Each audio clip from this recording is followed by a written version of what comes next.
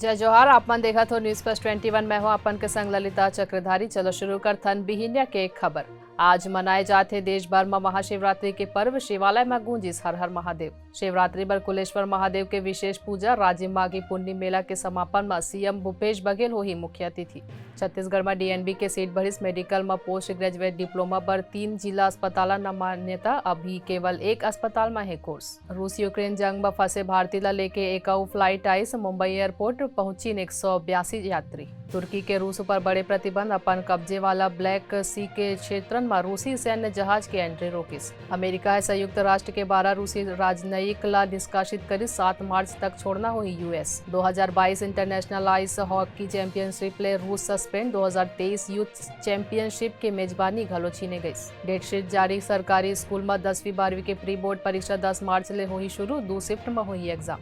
महाशिवरात्रि पर 9 क्विंटल फूल ले सजीस ओंकारेश्वर मंदिर। आज हुई केदारनाथ के कपाट खोले के तिथि घोषित। राजस्थान और छत्तीसगढ़ में जल्द सुलझ सकत है कोयला ब्लॉक के मुद्दा। राज्यन के मुख्यमंत्री ले मिल ही राहुल गांधी। ऐसा नहीं जानकारी ले लगातार अपडेट रहे बर हमारे चैनल ला लाइक और सब्सक्राइब करना जन भूलू। नोटिफिकेशन पर बेल आइकन ला घलो दबाओ।